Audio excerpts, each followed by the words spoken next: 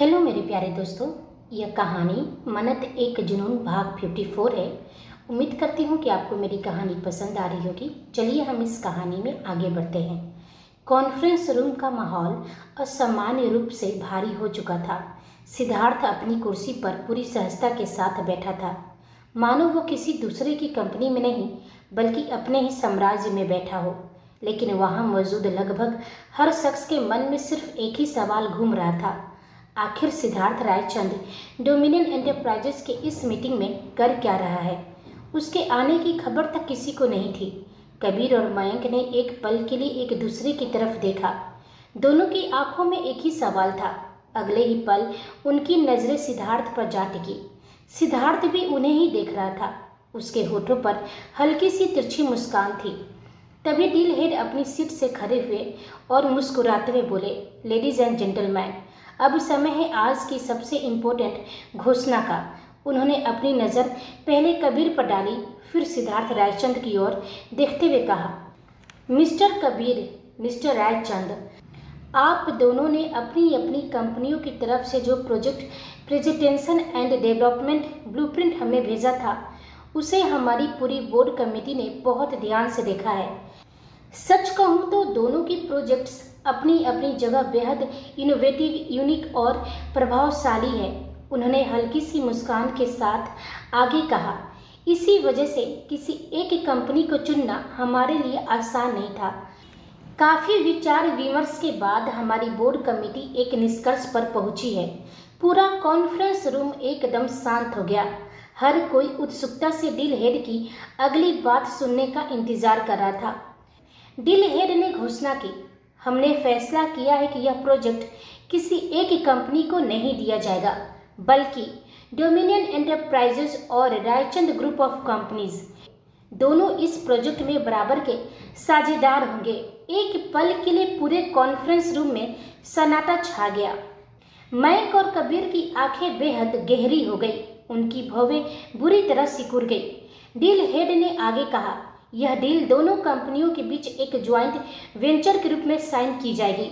इस प्रोजेक्ट में निवेश, जिम्मेदारियां, रिस्क और प्रॉफिट सब कुछ बराबर बराबर साझा किया जाएगा।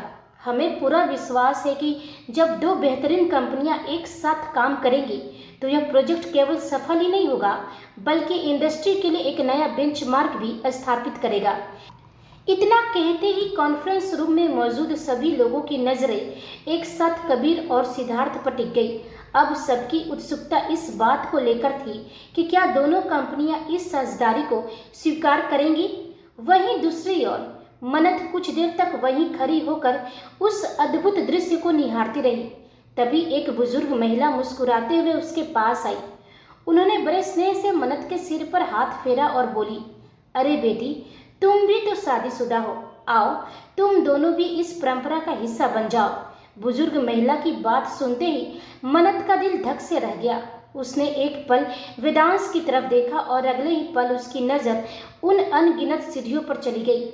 मन ही मन वह बुदबुदाई, नहीं, बिल्कुल नहीं, मेरे वी ऐसा नहीं करेंगे। यहाँ के लोगों को तो बचपन से इसकी आदत होगी, लेकिन मैं अपने वी को क्यों इतनी तकलीफ दूं, इतनी ऊंची चढ़ाई। हे माता रानी, माफ करना, मैं ऐसा बिल्कुल नहीं चाहती। तभी पास खड़ी एक दूसरी महिला मुस्कुराते हुए आई। उसके हाथ में पारंपरिक पहाड़ी पोशाक थी। उसने वह कपड़े मन्नत के हाथों में रखते हुए कहा, लो बेटी, यह तुम्हारे लिए और यह तुम्हारे पति के लिए। जल्दी से बदल कर आ जाओ, फिर हम सब साथ में माता रानी के दर्शन करने चलेंगे। मन्नत ने झिझकते हुए वो पोशाक तो पकड़ ली, लेकिन उसकी हिम्मत नहीं हुई वेदांश से कुछ कह सके, क्योंकि उसकी नज़र बार बार उन अंतहीन सीढ़ियों पर ही जा रही थी। वहीं वेदांश अब तक चुपचाप खड़ा था। वह मन्नत के चेहरे पर बदलते हर भाव को पढ़ रहा था। उसके मन की दुविधा, उसकी चिंता और उसके डर को वह बिना कुछ कहे ही समझ चुका था। वह धीरे धीरे उसके पास आया, मन्नत के हाथों से पुरुषों वाली पारंपरिक पोशाक ली और बिल्कुल शांत स्वर में बोला, चलिए जान, तैयार हो जाते हैं। यह सुनते ही मन्नत ने तुरंत उसका हाथ पकड़ लिया। उसने जल्दी से सिर हिलाते हुए कहा, नहीं वी, इसकी कोई ज़रूरत नहीं है। मानती हूँ कि यहाँ की परंपरा बहुत खूबसूरत है, बहुत अनोखी है, लेकिन यह यहाँ के लोगों की आदत है। आपको इसकी आदत नहीं है। मैं बिल्कुल नहीं चाहती कि मेरी वजह से आपको जरा सी भी तकलीफ हो। हम नीचे से ही माता रानी को प्रणाम कर लेंगे, वही मेरे लिए काफ़ी है। वेदांश ने उसकी आंखों में गहराई से देखा, लेकिन कुछ नहीं कहा। बस उसके हाथ से वो पोशाक लेकर हल्की सी मुस्कान के साथ कपड़े बदलने की ओर बढ़ गया, और वहीं मन्नत उसे जाते हुए देखती रह गई। वो समझ गई कि वेदांश को समझाने का कोई फायदा नहीं, वह वही करेगा जो उसे करना है। फिर उसने गहरी सांस ली और वो भी अपनी पोशाक बदलने के लिए चली गई। जैसे ही वेदांश पारंपरिक पहाड़ी वेशभूषा पहनकर बाहर आया, मन्नत की नजरें उस पर जाकर ठहर गई। कुछ पल के लिए वह जैसे सब कुछ भूल गई। उसकी आंखें बस वेदांश को ही देखे जा रही थी। सच कहे तो उस पारंपरिक परिधान में वेदांश का व्यक्तित्व और भी प्रभावशाली लग रहा था। उसका लंबा कद, सधा हुआ शरीर, गंभीर चेहरा और आंखों का वही गहरा रौब उसे भीड़ में सबसे अलग खड़ा कर रहा था। मन्नत मन ही मन मुस्कुरा उठी। हे माता रानी, सच में आपने इन्हें कितनी फुर्सत से बनाया है। हर बार इन्हें देखती हूँ तो लगता है इनसे ज्यादा हैंडसम इंसान दुनिया में हो ही नहीं सकता। सिर्फ मन्नत ही नहीं, आसपास मौजूद कई लड़कियों की नजरें भी बार बार वेदांश पर जा रही थी। यहाँ तक कि कुछ महिलाएं और पुरुष भी मुस्कुराकर उसकी तरफ देख रहे थे। वेदांश के व्यक्तित्व में एक अलग ही आकर्षण था, जो अनजाने में हर किसी का ध्यान अपनी ओर खींच लेता था। वहीं दूसरी तरफ मन्नत भी उस पारंपरिक वेशभूषा में किसी पहाड़ी परी से कम नहीं लग रही थी। उसके चेहरे पर सादगी और मासूमियत का ऐसा मेल था कि उस पर से नजरें हटाना आसान नहीं था। कुछ पल तक दोनों बस एक दूसरे को देखते रहे। तभी वेदांश ने शरारत से अपनी एक आंख दबा दी। मन्नत का चेहरा तुरंत गुलाबी पड़ गया। वो झेप कर मुस्कुराई और जल्दी से अपनी नजरें दूसरी तरफ फेर ली। वेदांश धीरे धीरे उसके पास आया और मुस्कुराते हुए बोला, क्या बात है जान, मैं तो आपका ही हूँ, फिर भी आप मुझे ऐसे देख रही हैं जिसे पहली बार देखा हो। मन्नत ने शर्माते हुए अपने होंठ भींच लिए और बोली, ऐसी बात नहीं है वी, बस जब भी आपको देखती हूँ हर बार आप पहले से भी ज्यादा हॉट लगते हैं, इसलिए नजरें अपने आप ठहर जाती है। फिर उसने हल्का सा मुंह बनाकर आसपास खड़ी लड़कियों की तरफ इशारा किया, लेकिन जब कोई और आपको इस तरह देखता है ना, तब मुझे बिल्कुल भी अच्छा नहीं लगता। देखिए सब कैसे टुकुर टुकुर आपको ही देख रही हैं। वेदांश ने बिना इधर उधर देखे मुस्कुराकर कहा, देखने दीजिए, जिसे देखना है वो देखे, मुझे उससे कोई फर्क नहीं पड़ता।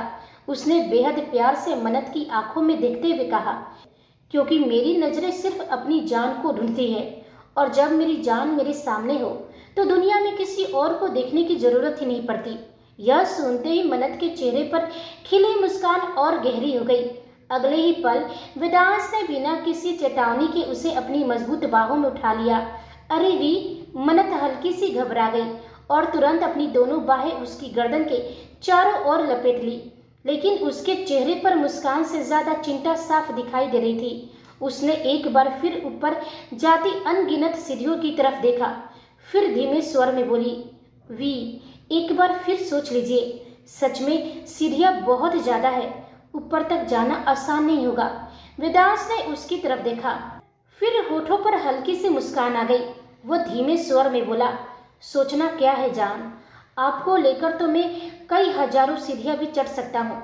आप जानती हैं, आप बिल्कुल रुई के फाहे जैसी हल्की हैं, इसलिए तो हमेशा कहता हूँ ढंग से खाया पिया कीजिए, थोड़ा स्ट्रांग बनिए, वरना आपकी जो यह हालत है ना, जिस दिन मेरा सब्र टूट गया उस दिन आपको बहुत तकलीफ महसूस होगी, बहुत परेशानी झेलनी पड़ेगी। एक पल के लिए मन्नत उसकी बात समझ ही नहीं पाई, लेकिन अगले ही पल जैसे वेदांश के शब्दों का असली मतलब उसकी समझ में आया, उसके कान और गाल एक साथ गुलाबी पड़ गए। वो बड़ी बड़ी आंखों से वेदांश को देखने लगी। वो अच्छी तरह समझ रही थी कि वेदांश किस सब्र की बात कर रहा था। आखिर इतने दिनों से वह उसकी तबीयत और उसकी सहजता का ख्याल रखते हुए हर बार खुद को रोक लेता था, वरना वेदांश को रोकना सच में उसके लिए भी मुश्किल हो जाता था। वह बड़ी बड़ी आंखों से वेदांश को घूरते हुए बोली, वी, आप बहुत गंदे हो गए हो, और वैसे भी मैं बिल्कुल भी कमजोर नहीं हूँ। और मंदिर जाते समय भी आपको ऐसे वैसे ख्याल आते हैं? कम से कम माता रानी के दर्शन के लिए तो अच्छे विचार रखिए।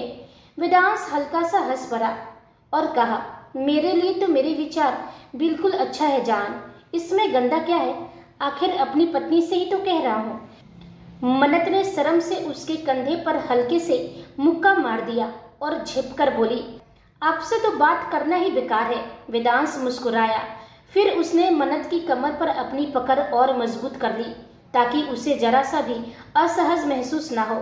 उसने उसकी आंखों में देखते हुए गंभीर स्वर में कहा, सोच लीजिए जान, अब मुझसे ज्यादा दिन सब्र नहीं होता।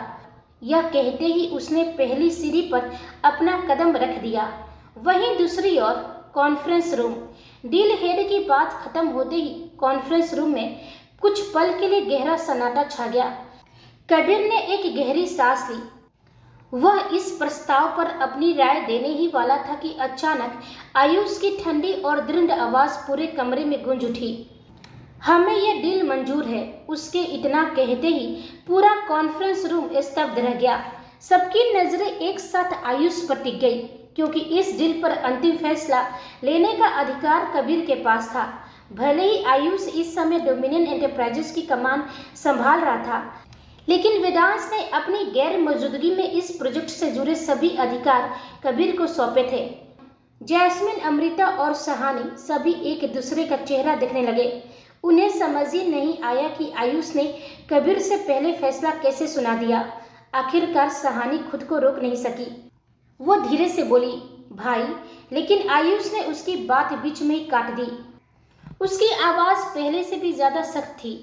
मैं इस वक्त सिर्फ आपका भाई नहीं हूँ मिस सहानी, इस समय मैं डोमिनियन एंटरप्राइजेस का कार्यवाहक प्रमुख हूँ और इस पद पर रहते हुए मुझे यह डील पूरी तरह स्वीकार है। सहानी ने गहरी सांस ली। वह शांत स्वर में बोली, लेकिन सर, इस प्रोजेक्ट का अंतिम निर्णय लेने का अधिकार तो मिस्टर कबीर के पास है। यह सुनते ही आयुष की आंखों में ठंडी कठोरता उतर आई। उसने बिना कुछ कहे कबीर की तरफ देखा। कुछ क्षणों की खामोशी के बाद कबीर ने हल्की सी सांस ली और शांत स्वर में कहा, इट्स ओके। उसने आयुष की तरफ देखते हुए कहा, अगर मिस्टर आयुष को लगता है कि यह डील डोमिनियन एंटरप्राइजेस के लिए फायदेमंद है तो मुझे इसमें कोई प्रॉब्लम नहीं है। कमरे में मौजूद सभी लोग ध्यान से उसकी बात सुन रहे थे। कबीर आगे बोला, लेकिन इस साझेदारी की सभी शर्तें मिस्टर वेदांश राठौर के लौटने के बाद ही तय होगी। अंतिम एग्रीमेंट उन्हीं की मंजूरी से तैयार होगा। फिर उसने अपनी नज़र सिद्धार्थ रायचंद की ओर उठाई और गंभीर स्वर में कहा, अगर यह शर्त आपको स्वीकार है तो रायचंद ग्रुप ऑफ कंपनीज के साथ काम करने में हमें कोई दिक्कत नहीं है। कबीर की बात खत्म होते ही पूरे कॉन्फ्रेंस रूम की नजरें अब सिद्धार्थ रायचंद पर टिक गई। सबको उसके जवाब का इंतजार था। वहीं सिद्धार्थ के चेहरे पर जरा भी घबराहट नहीं थी। वह पूरी तरह शांत बैठा रहा। फिर उसके होठों पर हल्की तिरछी सी मुस्कान उभरी। वह थोड़ा सा आगे झुका और बेहद संयमित आवाज में बोला, मिस्टर शेखावत, बिजनेस में डीले शर्तों के भरोसे नहीं चलती, भरोसे के साथ चलती है। उसने एक पल रुककर आगे कहा, क्योंकि अगर हर कदम पर शर्तें ही रखी जाए तो अक्सर कंपनियां आगे बढ़ने की बजाय वहीं रुक जाती है। उसकी गहरी नज़रें सीधे कबीर पर टिकी थी। और रही बात मिस्टर वेदांश राठौर के लौटने की, तो अगर यह डिसीजन उनके लौटने के बाद ही होना था तो फिर आज यह मीटिंग रखने की ज़रूरत ही क्या थी। पूरे कॉन्फ्रेंस रूम खामोश था। सिद्धार्थ ने अब अपनी नज़र आयुष की तरफ घुमाई। मुझे पूरा विश्वास है मिस्टर आयुष राठौर किसी भी मायने में मिस्टर वेदांश राठौर से कम सक्षम नहीं है। आखिर इतनी बड़ी कंपनी की जिम्मेदारी किसी साधारण इंसान को तो नहीं सौंपी जाती। मिस्टर वेदांश ने अगर अपना कार्यभार इनके हवाले किया है तो इसका मतलब साफ है कि उन्हें इनकी काबिलियत पर पूरा भरोसा है। वह फिर कबीर की तरफ देखकर कहा, इसलिए अगर यह डील आज फाइनल हो रही है तो इसकी शर्तें भी मिस्टर आयुष राठौर के साथ ही तय होगी। उसके होठों पर फिर वही हल्की मुस्कान लौट आई। आई होप आप मेरे कहने का इशारा समझ रहे होंगे। सिद्धार्थ की बात सुनते ही कबीर की मुठ्ठियां कस गई। वह अच्छी तरह समझ गया था कि सिद्धार्थ सीधे कुछ नहीं कह रहा था, लेकिन उसकी हर बात का छिपा हुआ मतलब साफ था। वह यह जताना चाहता था कि इस समय डोमिनियन एंटरप्राइजेस की कमान आयुष के हाथों में है। इसलिए अंतिम निर्णय भी वही लेगा। कुछ पल के लिए माहौल तनावपूर्ण हो गया। तभी मयंक ने चुपचाप आगे बढ़कर कबीर का हाथ हल्के से दबाया, फिर आंखों ही आंखों में उसे शांत रहने का इशारा किया। कबीर ने गहरी सांस ली, अपने भीतर उठ रहे गुस्से को दबाया और बिना कुछ कहे वापस अपनी कुर्सी पर बैठ गया। वहीं सहानी, जैस्मिन, अमृता और बाकी सभी के चेहरे गंभीर हो चुके थे। हर कोई समझ रहा था कि सिद्धार्थ बड़ी चालाकी से मीटिंग के बीच मतभेद की एक महीन रेखा खींचने की कोशिश कर रहा था। उसकी बातें विनम्र जरूर थी, लेकिन उनके पीछे छिपा संदेश उतना ही गहरा और खतरनाक था। तभी डील हेड मुस्कुराते हुए बोले, तो फिर अगर दोनों पक्ष एग्री है तो हम इस एग्रीमेंट पर हस्ताक्षर की प्रक्रिया पूरी कर लेते हैं। आयुष ने बिना किसी हिचकिचाहट के सिर हिलाकर अपनी सहमति दे दी। कुछ ही देर बाद जरूरी दस्तावेज टेबल पर रखे गए। सबसे पहले सिद्धार्थ ने पूरे इत्मीनान से एग्रीमेंट उठाया, एक नज़र उसे पढ़ा और फिर सिग्नेचर कर दिए। उसके बाद आयुष ने भी बिना कोई सवाल किए उसी एग्रीमेंट पर हस्ताक्षर कर दिए। डील आधिकारिक रूप से पूरी हो चुकी थी। धीरे धीरे कॉन्फ्रेंस रूम खाली होने लगी। सभी लोग अपनी अपनी सीटों से उठकर बाहर जाने लगे। कबीर भी चुपचाप बाहर निकलने के लिए मुड़ा ही था कि पीछे से सिद्धार्थ की आवाज सुनाई दी, मिस्टर शेखावत। कबीर के कदम वहीं रुक गए। उसने धीरे से पीछे मुड़कर देखा। सिद्धार्थ अब भी अपनी कुर्सी पर आराम से बैठा था। उसके चेहरे पर वही रहस्यमयी मुस्कान थी। वह बेहद शांत स्वर में बोला, एक कहावत सुनी है आपने, बेगानी शादी में अब्दुल्ला दीवाना। कमरे में मौजूद कुछ लोग वहीं ठिठक गए। सिद्धार्थ आगे बोला, आई थिंक आपको अपना पूरा ध्यान अपनी कंपनी पर देना चाहिए। डोमिनियन एंटरप्राइजेस की चिंता उसके अपने लोग अच्छी तरह कर सकते हैं। यह सुनते ही कबीर ने अपनी मुट्ठी भींच ली। उसने एक पल के लिए अपनी आंखें कसकर बंद कर ली। उसके भीतर गुस्से का तूफान उमड़ पड़ा था। ऐसा नहीं था कि वह सिद्धार्थ को जवाब नहीं दे सकता था। अगर चाहता तो उसी पल उसकी एक एक बात का जवाब दे देता, लेकिन वह अच्छी तरह जानता था इस समय एक छोटी सी गलती भी वेदांश की पूरी रणनीति पर भारी पड़ सकती है। वहीं मयंक की नजरें भी सिद्धार्थ पर ठंडी हो चुकी थी। उसके जबड़े भींच गए थे, लेकिन उसने भी अपने गुस्से को किसी तरह काबू में रखा।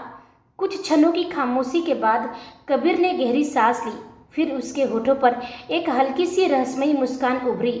उसने सीधा सिद्धार्थ की आंखों में देखा और शांत स्वर में कहा, आई होप मिस्टर रायचंद, इस डील पर आपको कभी पछताना ना पड़े। इतना कहकर उसने एक पल भी वहां रुकना जरूरी नहीं समझा। वह मुड़ा और तेज कदमों से कॉन्फ्रेंस रूम से बाहर निकल गया। उसके जाते ही कमरे में फिर एक अजीब सी खामोशी छा गई, जबकि सिद्धार्थ के होठों पर अब भी वही रहस्यमयी मुस्कान बनी हुई थी। डील पूरी होने के बाद आयुष और सिद्धार्थ एक दूसरे के सामने आए। दोनों ने पूरी प्रोफेशनलिज्म के साथ हाथ मिलाया। सिद्धार्थ ने हल्की सी मुस्कान के साथ कहा, आई होप हम इस प्रोजेक्ट को मिलकर एक नई ऊंचाई तक ले जाएंगे। आयुष ने भी शांत भाव से सिर हिलाया, आई होप सो। इतना कहकर उसने अचानक अपनी नज़र सहानी की तरफ घुमा दी। मिस सहानी, उसकी आवाज़ पूरे कॉन्फ्रेंस रूम में गूंज उठी। आज से आप इस प्रोजेक्ट की प्रोजेक्ट हेड होंगी और इस पूरे प्रोजेक्ट पर आप मिस्टर सिद्धार्थ रायचंद के साथ मिलकर काम करेंगी। आयुष की यह घोषणा सुनते ही सहानी की आंखें हैरानी से फैल गई। उसे अपने कानों पर विश्वास ही नहीं हुआ। वहीं सिद्धार्थ ने भी एक पल के लिए सहानी की तरफ देखा। उसके होठों पर अनायासी हल्की सी मुस्कान तैर गई, मानो जिस बात की उसने कल्पना भी नहीं की थी वही अचानक सच हो गई हो। सहानी हर बराकर बोली, भाई नहीं, मतलब सर, लेकिन मैं इस प्रोजेक्ट के बारे में कुछ भी नहीं जानती। इतनी बड़ी जिम्मेदारी मैं कैसे संभालूंगी। आयुष का चेहरा पूरी तरह गंभीर था। उसने बिना अपने भाव बदले कहा, तो जानिए, सीखिए, समझिए और फिर इस प्रोजेक्ट को सफल बनाइए। कुछ पल रुककर उसने आगे कहा, इस कंपनी में अगर किसी पर सबसे ज़्यादा भरोसा है तो वह आप हैं। मैं किसी और के बजाय आपको यह जिम्मेदारी सौंप रहा हूँ, क्योंकि मुझे यकीन है कि आप इस भरोसे को कभी टूटने नहीं देंगी। उसकी आवाज़ पहले से भी अधिक दृढ़ हो गई। यह डील मेरे फैसले पर साइन हुई है। अब इसे सफल बनाकर मुझे भी खुद को साबित करना है और उसके लिए मुझे आपकी ज़रूरत है। आई होप आप मेरे इस भरोसे पर पूरी तरह खरी उतरेंगी। आयुष की बात सुनकर सहानी कुछ पल तक बिल्कुल खामोश खड़ी रही। उसके मन में घबराहट भी थी और एक नई जिम्मेदारी का एहसास भी। वहीं सिद्धार्थ चुपचाप यह पूरा दृश्य देख रहा था। उसकी गहरी नजरें एक पल के लिए सहानी पर ठहरी, फिर उसके होठों पर फिर वही हल्की रहस्यमयी मुस्कान लौट आई। जैसे ही आयुष की बात पूरी हुई, कॉन्फ्रेंस रूम में मौजूद अमृता और जैस्मिन के चेहरे का रंग हल्का सा उड़ गया। दोनों ने एक दूसरे की तरफ देखा। उन्होंने कुछ नहीं कहा, लेकिन आयुष की बात उनके दिल में कहीं गहराई तक चुभ गई थी। आयुष ने साफ शब्दों में कहा था कि उसे कंपनी में सिर्फ सहानी पर भरोसा है, अनजाने में ही सही, लेकिन उसकी इस बात से अमृता और जैस्मिन को यह एहसास करा दिया था कि शायद वह उन दोनों पर भरोसा नहीं करता। दोनों ने अपने मन की तकलीफ चेहरे पर आने नहीं दी। चुपचाप अपनी अपनी फाइलें उठाई और कॉन्फ्रेंस रूम से बाहर निकल गई। वहीं सहानी भी कुछ क्षण वहीं खड़ी रही, फिर हल्के से सिर झुकाकर बाहर निकल गई। कॉरिडोर में पहुंचते ही जैस्मिन खुद को रोक नहीं सकी। वह धीमे स्वर में बोली, यह क्या था अम्मू? क्या आयुष सर हमसे नाराज है? उन्होंने ऐसा क्यों कहा कि इस कंपनी में उन्हें सिर्फ सहानी पर भरोसा है? क्या हम इतने सालों से इस कंपनी के लिए ईमानदारी से काम नहीं कर रहे हैं? उसकी आवाज़ में दर्द साफ झलक रहा था। मिस्टर वेदांश राठौड़ ने तो कभी हमारे साथ ऐसा व्यवहार नहीं किया। उन्हें हमेशा हम पर भरोसा था। मैं तो इस कंपनी से बहुत पहले से जुड़ी हुई हूँ और तुम भी पिछले कई महीनों से अपनी पूरी मेहनत दे रही हो। फिर भी आज ऐसा लगा जैसे हमारी कोई अहमियत ही नहीं है। अमृता ने धीरे से उसका हाथ थाम लिया। वह हल्की मुस्कान के साथ बोली, इट्स ओके जायस, इतना मत सोचो। शायद आयुष सर अभी भी हमें लेकर सहज नहीं है। मन्नत को लेकर जो उनके मन में करवाहट है, शायद उसी का असर है। जो लोग मनु से जुड़े हुए हैं वह उन्हें भी पसंद नहीं करते। हो सकता है इसी वजह से उन्हें अभी भी हम पर भरोसा ना हो। उसने गहरी सांस ली। और रही बात सहानी की, तो वह इस प्रोजेक्ट को बहुत अच्छे से संभाल लेगी। हम दोनों उसका पूरा साथ देंगे। अभी इन सब बातों में उलझने से अच्छा है हम वही करें जिसके लिए हमें यहाँ रखा गया है। जैस्मिन ने भी चुपचाप सिर हिला दिया। उसी समय सहानी वहां तक पहुंच चुकी थी। अनजाने में उसने उनकी लगभग सारी बातें सुन ली थी। उसके दिल में भी एक कसक सी उठी। उसे अच्छा नहीं लग रहा था कि आयुष के शब्दों की वजह से उसके अपने साथी खुद को कमतर महसूस कर रहे थे। वह उनके पास आकर हल्की मुस्कान के साथ बोली, क्या बात है, तुम दोनों खुश नहीं लग रही हो? दोनों ने तुरंत अपने चेहरे पर मुस्कान लाने की कोशिश की। जैस्मिन बोली, अरे नहीं, हम तो बहुत खुश हैं। आखिर हमारी सहानी इतनी बड़ी दिल की प्रोजेक्ट हेड जो बन गई है। Really congratulation. अमृता ने भी मुस्कुराकर कहा, हाँ, ऑल दी बेस्ट। सहानी उनके चेहरे पड़ चुकी थी। वह समझ गई थी कि दोनों मुस्कुरा तो रही है, लेकिन उनके दिल में कहीं न कहीं एक दर्द अभी भी बाकी है। फिर भी उसने उस पल कुछ कहना ठीक नहीं समझा। तीनों साथ साथ कॉरिडोर की ओर बढ़ गई। वहीं दूसरी ओर वेदांश हजारों सीढ़ियां चढ़ते हुए मन्नत को अपनी बाहों में उठाए माता रानी के मंदिर तक पहुंच चुका था। पूरे रास्ते मन्नत की एक भी नजर वेदांश के चेहरे से नहीं हटी थी। हर पल उसका दिल जोरों से धड़क रहा था। उसे बस एक ही डर था, कहीं वी की पकड़ ढीली न पड़ जाए। लेकिन वेदांश हमेशा की तरह शांत और गंभीर था। उसके चेहरे पर न थकान थी, ना कोई शिकायत और ना ही जरा सी बेचैनी। उसकी नजरें भी पूरे रास्ते सिर्फ मन्नत पर टिकी रही, मानो दुनिया में उसके लिए सबसे कीमती चीज उसकी बाहों में ही थी। दोनों जैसे ही माता रानी के मंदिर पहुंचे, वहां मौजूद सभी लोगों की नजरें उन दोनों पर टिक गई।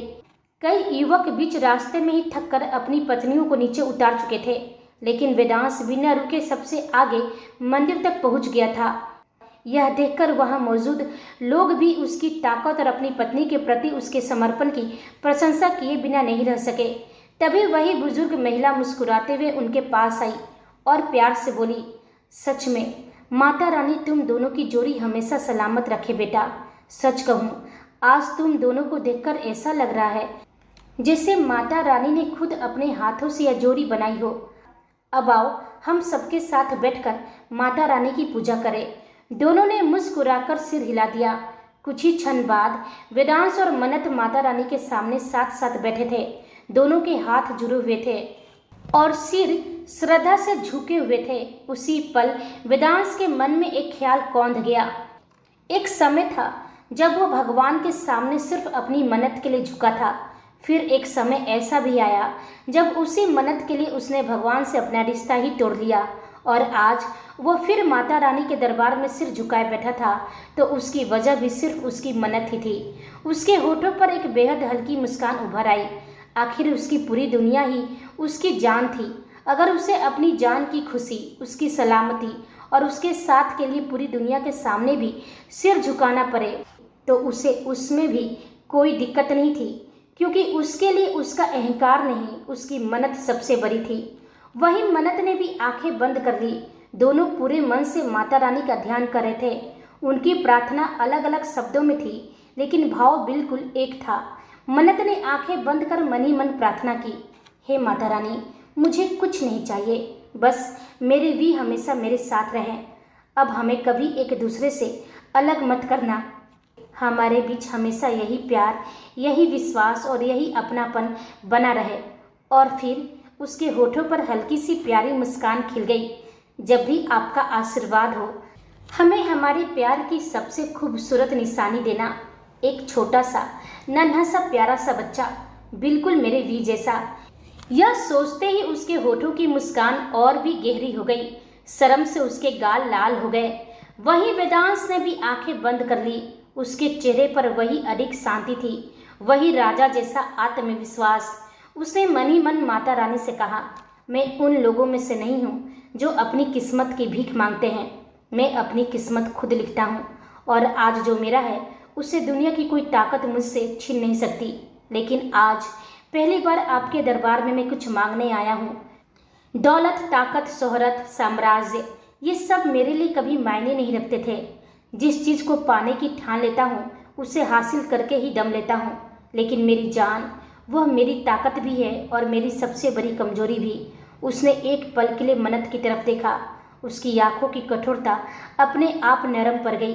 फिर उसने दोबारा मन ही मन कहा, अगर मेरा प्यार में जरा भी सच्चाई है, अगर मेरी नीयत कभी मेरी मन्नत के लिए डगमगाई नहीं, तो उन्हें हमेशा मेरी किस्मत में लिख दीजिए। इस जन्म में नहीं, हर जन्म में मैं पूरी दुनिया से लड़ सकता हूँ माँ, किस्मत से भी लड़ सकता हूँ, लेकिन मेरी मन्नत को मुझसे जुदा करने का हक मैं खुद तक को नहीं देता। इसलिए इन्हें हमेशा मेरा ही रहने दीजिए। बाकी पूरी दुनिया मैं अपने दम पर जीत लूँगा। यह कहते हुए वेदांश की आंखों के कोने में हल्की सी नमी तर गई थी।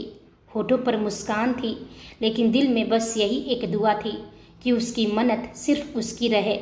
वहीं दूसरी ओर आयुष इस वक्त अपने केबिन में था।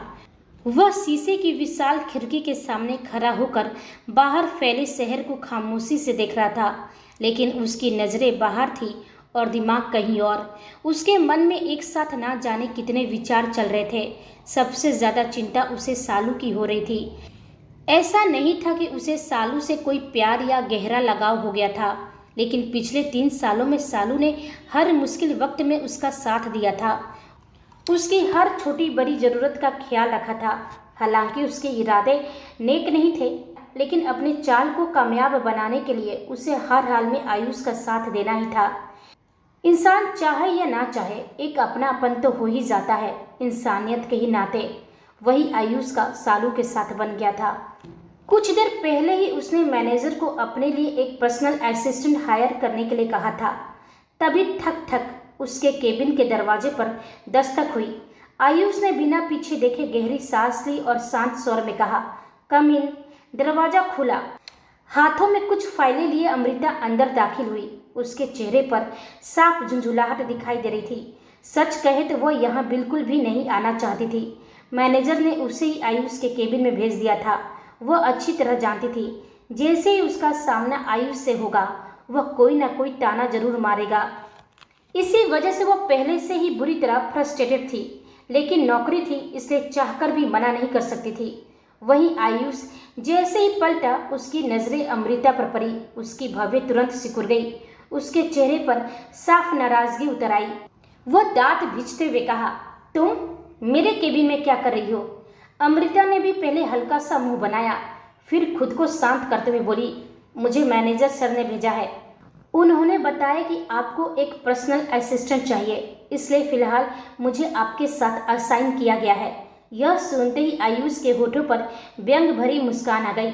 वह धीरे धीरे उसकी तरफ बढ़ा और ठंडी आवाज में बोला, मुझे पर्सनल असिस्टेंट चाहिए थी, चापलूसी करने वाली नहीं। और तुम मेरी पर्सनल असिस्टेंट बनोगी?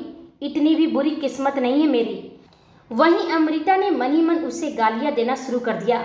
बुरी किस्मत तो मेरी भी नहीं है कि मैं तुम्हारी पर्सनल असिस्टेंट बनूं। ये सब तो सिर्फ अपनी मनु के लिए सह रही हूँ, वरना तुम्हारे जैसे लोगों का घमंड उतारना मुझे अच्छी तरह आता है। पहले ही दिन से ऐसे तेवर दिखा रहा है जैसे पूरी दुनिया का महाराजा हो। माना वेदांत सख्त है, गुस्सैल है, बचपन से उसे देखती आ रही हूँ, लेकिन इतना बेवजह का एटीट्यूड तो उसने भी कभी नहीं दिखाया। उसकी सख्ती में भी वजह होती है, और तुम्हारी अकड़ में सिर्फ अहंकार। अपने मन में मनु के लिए नफरत पाल ली है, तो क्या अब उससे जुड़े हुए हर इंसान को एक ही तराजू में तौलोगे? समझते क्या हो खुद को? मन तो कर रहा है कि अभी इसका मुंह तोड़ दूं। अमृता मन ही मन उसे गाली दिए जा रही थी, लेकिन उसकी मन की बात उसके चेहरे पर साफ झलक रहा था। वहीं आयुष बिना कुछ बोले अपनी टेबल तक गया।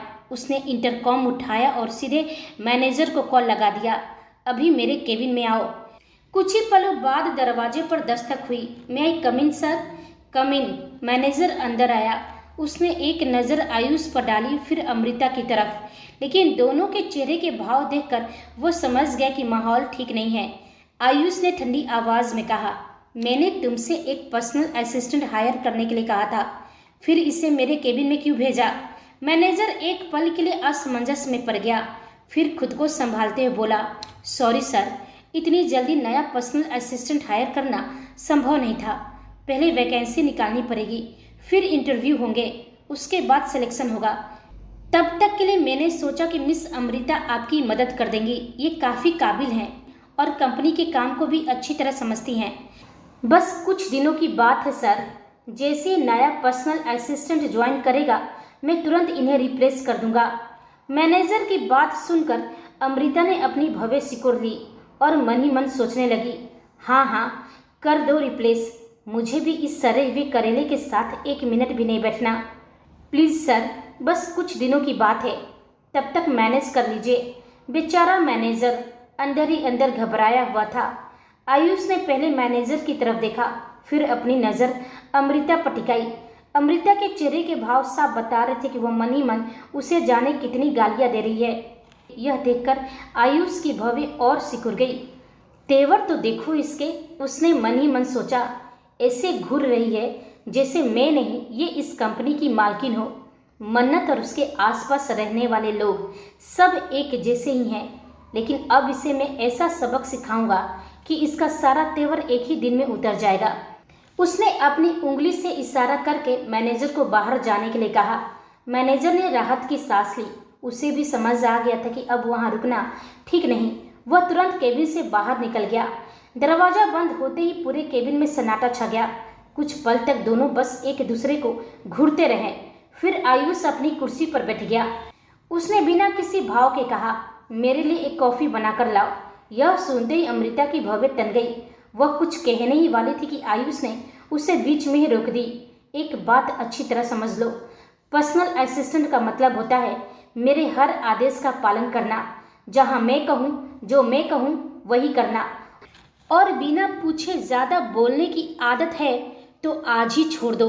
उसकी आवाज़ और ठंडी हो गई, वरना धक्के मारकर इस कंपनी से बाहर निकाल दूंगा। और इस वक्त तुम्हें बचाने के लिए ना तुम्हारी प्यारी मनु यहाँ है और ना ही मेरा भाई, इसलिए जितना कहा जाए उतना ही करो। यह सुनते ही अमृता की आंखों में बर्फ जैसी ठंडक उतर आई। उसकी मुट्ठियाँ इतनी कस गई कि हाथों की नसें तक उभर आई। गुस्से से उसका पूरा चेहरा तमतमा उठा था, लेकिन उसने खुद को किसी तरह रोक लिया। उसने गहरी सांस ली और एक बार आयुष को बुरी तरह से घूरा और केबिन से बाहर निकल गई। वहीं लूना इस समय किंगडम में मौजूद थी। वह अपनी लैब में बैठी थी। उसके सामने लगी विशाल डिजिटल स्क्रीन पर दर्जनों केमिकल फार्मूले, मॉलिक्यूलर स्ट्रक्चर और रिसर्च डेटा एक साथ चल रहे थे। लूना पूरी एकाग्रता के साथ हर फार्मूले को जोड़ रही थी। उसकी उंगलियां लगातार कीबोर्ड पर चल रही थी। तभी उसे पीछे से किसी के कदमों की आहट सुनाई दी। आहट सुनते ही उसके होठों पर अनायास मुस्कान आ गई। बिना पीछे देखे वो समझ गई कि शिव आ चुका है। अगले ही पल जैसे शिव अंदर आया, लूना के चेहरे की चमक दोगुनी हो गई। जो लड़की कुछ क्षण पहले तक पूरी तरह गंभीर थी, अब उसके चेहरे पर हल्की सी शरारत मुस्कान थी। शिव चुपचाप आकर सामने रखी चेयर पर बैठ गया। उसके चेहरे पर चिंता साफ दिखाई दे रही थी। लूना उसके पीछे आई, फिर मुस्कुराते हुए उसके कंधों पर हल्के हल्के हाथों से मसाज करने लगी और बोली, क्या बात है शिव बाबू, इतने परेशान क्यों लग रहे हैं? अपने किंग पर भरोसा नहीं है क्या? शिव ने गहरी सांस छोड़ी। भरोसा मुझे उन पर खुद से भी ज्यादा है, लेकिन सिद्धार्थ रायचंद का अचानक डोमिनियन एंटरप्राइजेस के प्रोजेक्ट में पार्टनर बन जाना मुझे कुछ ठीक नहीं लग रहा है लूना। पता नहीं वो कौन सा खेल खेलने वाला है, और इस वक्त किंग भी यहाँ मौजूद नहीं है। यह सुनकर लूना के चेहरे की मुस्कान हल्की पड़ गई। उसने एक नज़र शिव के चेहरे पर डाली और फिर शांत स्वर में बोली, शतरंज की बाजी में जो चाल सबसे आसान दिखाई देती है, अक्सर वही सबसे खतरनाक साबित होती है।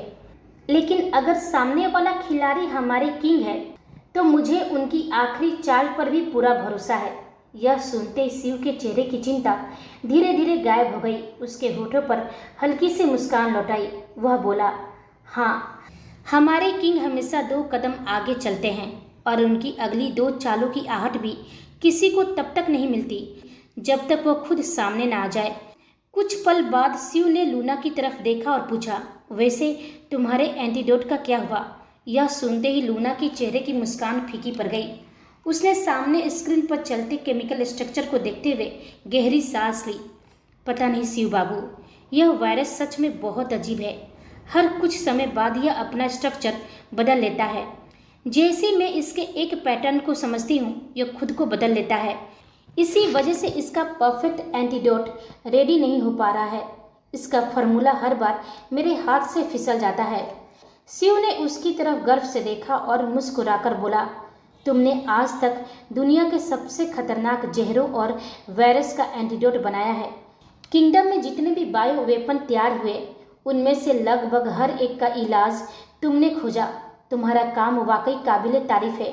फिर उसने हल्की हैरानी से पूछा, किंग के शरीर में मौजूद इस वायरस का एंटीडोट तुम क्यों नहीं बना पा रही हो? सच कहूँ, यह मेरे लिए अब भी अविश्वसनीय है।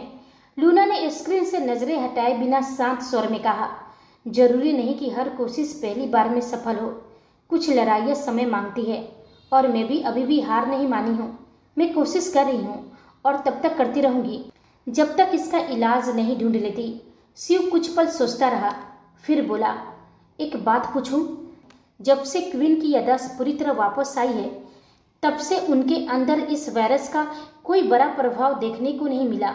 उन्हें एक भी पैनिक अटैक नहीं आया। वह कुछ पल रुका, फिर जैसे कुछ याद आया, हाँ, आखिरी बार फार्म हाउस में उनकी हालत बिगड़ी थी, लेकिन वह वायरस की वजह से नहीं थी, वह उनके डर की वजह से थी। उन्हें ऐसा लगा था कि किंग कहीं उनसे दूर न चले जाए। वही डर, वही घबराहट उनकी हालत खराब करने की वजह बनी थी। उसमें वायरस का कोई रोल नहीं था, है ना? शिव ने स्क्रीन की तरफ देखते हुए कहा, उससे पहले और उसके बाद तो ऐसा कुछ भी नहीं हुआ। तो क्या यह संभव है कि याददाश्त लौटने के बाद इस वायरस का असर उनके दिमाग पर कम हो गया हो, या फिर यह वायरस अपने आप निष्क्रिय हो गया हो? यहाँ तक कि संभव है कि वह उनके शरीर से पूरी तरह खत्म हो ही गया हो। लूना ने धीरे से सिर हिलाया और बोली, काश ऐसा ही होता, लेकिन ऐसा कुछ भी नहीं है। फार्म हाउस में क्वीन को जो पैनिक अटैक आया था, वो सिर्फ डर की वजह से नहीं था शिव बाबू। असल में उस डर ने उनके शरीर में मौजूद वायरस को ट्रिगर कर दिया था। यह सुनते ही शिव का चेहरा एकदम सफ़ेद पड़ गया। डर क्वीन की सबसे बड़ी कमजोरी है, और जब तक उनके मन में वह डर जिंदा रहेगा, यह वायरस भी किसी न किसी रूप में सक्रिय होता रहेगा। इसलिए तो किंग उन्हें यहाँ से लेकर गए हैं, ताकि वह अपने डर का सामना करे, उससे भागे नहीं। लूना ने गहरी सांस ली। और एक बात मैं पूरे यकीन से कह सकती हूँ, जिसने यह वायरस बनाया है उसे इसकी एक एक प्रतिक्रिया अच्छी तरह पता होगी। मतलब मिस्टर एक्स भी यह जानता होगा कि क्वीन के डर को कैसे ट्रिगर करना है। वह बार बार उन्हीं के सबसे बड़े डर का इस्तेमाल करेगा और जब तक क्वीन उस डर को नहीं हराएंगी, यह वायरस उनके शरीर में सक्रिय रहने का रास्ता ढूंढता रहेगा। कुछ पल रुककर लूना आगे बोली। उसका चेहरा पूरी तरह से गंभीर था। मुझे फार्म हाउस वाली घटना अच्छी तरह याद है। पैनिक अटैक के आखिरी पल में क्वीन बार बार सिर्फ एक ही बात कह रही थी, कोई लौट आया है। और मुझे पार्टी वाली रात भी याद है जब वो वॉशरूम के अंदर गई थी। मुझे पूरा यकीन है शिव बाबू, उसी समय उनके साथ कुछ ऐसा हुआ था जिसने उनके मन में यह डर फिर से जगा दिया था। लेकिन अब तक यह समझ नहीं आ रहा कि आखिर वो कौन था जो उनके मुताबिक लौट आया है। लूना की आंखें अचानक गंभीर हो गई। क्वीन की सबसे बड़ी डर सिर्फ दो हैं, पहला अंधेरा और दूसरा राव। राव का नाम सुनते ही शिव की मुठ्ठियां कस गई। उसने सख्त आवाज में कहा, यह कैसे हो सकता है? राव को तो हम सबने अपनी आंखों से खत्म होते देखा था। मलिक के आइलैंड में उस धमाके में राव, जमीर और मलिक तीनों वहीं खत्म हो गए थे। फिर उसका लौटना नामुमकिन है। कुछ पल बाद शिव ने आगे कहा, क्या तुमने इस बारे में किंग को बताया? लूना ने धीरे से सिर हिलाया। हाँ, मैंने किंग को ये सारी बातें बता दी है और उन्होंने कहा है कि उन्हें अंदाजा पहले से ही था। लेकिन एक कड़ी अब भी गायब है शिव बाबू। समझ नहीं आ रहा है कि इस पूरी शतरंज के बिसात में मिस्टर एक्स, राव और सिद्धार्थ रायचंद, इन तीनों में असली खिलाड़ी कौन है और कौन सिर्फ किसी और के हाथों की कठपुतली। क्योंकि यह खेल जितना दिखाई दे रहा है, असलियत में उसे कहीं ज्यादा उलझा हुआ है। शिव ने एक पल के लिए अपनी आंखें बंद कर ली। लगातार चल रही उलझनों ने उसके मन और दिमाग दोनों को थका दिया था। फिर लूना ने एक नज़र उससे देखा। वह समझ गई कि शिव कितनी बुरी तरह से थक गया है। वह धीरे धीरे उसके पास आई। बिना कुछ कहे वह उसकी गोद में बैठ गई और अपने दोनों हाथ उसकी गर्दन के चारों ओर लपेट लिए। उसकी आंखों में शरारत भी थी और अपनापन भी। वह मुस्कुराकर बोली, आप इतना क्यों सोच रहे हैं शिव बाबू? हमारे किंग है ना, सब संभाल लेंगे। आप फालतू में तनाव मत लीजिए। शिव ने एक गहरी सांस ली और अपनी आंखें खोली। अगले ही पल उसकी नजरें लूना की आंखों से टकरा गई। लूना बेहद सेडेक्टिव और कातिलाना नजरों से उसे ही निहार रही थी। शिव उसकी आंखों के उस साफ इशारे को अच्छी तरह समझ रहा था, जिससे अचानक उसका गला सूखने लगा। चाह कर भी वो लूना के इस हसीन चेहरे से अपनी नजरें नहीं हटा पा रहा था। तभी लूना ने बेहद आराम से अपने दोनों पैर शिव के कमर के दोनों तरफ लपेट लिए। लूना का यह बेबाक कदम देखकर शिव के तो जैसे होश ही उड़ गए। उसका दिल तूफानी रफ्तार से धड़कने लगा। वह हकलाते हुए घबराकर बोला, लूना, यह क्या कर रही हो तुम? लूना थोड़ा और करीब झुकी। उसकी गर्म सांसें शिव के चेहरे को छूने लगी। लूना ने शिव की ठुड्डी को छुआ और मखमली आवाज में बोली, क्या शिव बाबू, बस काम काम और काम। हम दोनों इस काम के चक्कर में कभी अपना असली काम तो कर ही नहीं पाते, लेकिन आज तो मौका भी है और दस्तूर भी। यह कहते हुए लूना अपनी उंगलियों की पोरों को शिव के चेहरे और गर्दन पर धीरे धीरे फेरने लगी। उसकी आंखों में एक अजीब सा नशा था। आज तो मैं पीछे हटने से बिल्कुल रही। लूना का यह रूप देखकर शिव ने अपने होठ भींच लिए। उसने खुद को थोड़ा संभाला और बेहद भारी, गहरी और मदहोश आवाज में लूना की आंखों में आंखें डालकर कहा, सोच लो, एक बार फिर से सोच लो, वरना बाद में मैं तुम्हें छोड़ने वाला नहीं हूँ। अगर एक बार मैंने स्टार्ट कर दिया तो। शिव की इस कड़क और पैशनेट चेतावनी को सुनकर लूना बिल्कुल नहीं डरी। उसने और भी ज्यादा नशीली नजरों से शिव के होठों की तरफ देखा और उसके कानों के पास झुककर फुसफुसाते हुए बोली, बिल्कुल भी मत छोड़िएगा शिव बाबू। और इसी के साथ शिव के सब्र का बांध भी टूट गया और अगले ही पल उसने बिना एक भी सेकेंड गवाए लूना को अपनी कड़क और मजबूत बाहों में ऊपर उठा लिया। शिव के यह जुनूनी रूप देखकर लूना के होठों पर बिखरी सेडेटिव मुस्कान और भी गहरी और कातिलाना हो गई। उसने अपने होठ भींच लिए। उसने शिव की गर्दन में अपनी बाहें और कसकर लपेट ली। शिव ने सधे कदमों से कदम आगे बढ़ाए और उसे सीधे अपने कमरे की तरफ लेकर चला गया। कमरे का दरवाजा बंद होते ही बाहर का सारा सन्नाटा और काम का तनाव वहीं थम गया और अंदर सिर्फ उन दोनों की बेकाबू होती धड़कनें गूंजने लगी। वहीं दूसरी ओर कुछ देर बाद मन्नत और वेदांश मंदिर की सीढ़ियों से नीचे उतर चुके थे। मन्नत अब भी वेदांश की बाहों में थी। उसके चेहरे पर सुकून भरी मुस्कान थी। आज का हर पल उसके लिए किसी खूबसूरत सपने से कम नहीं था।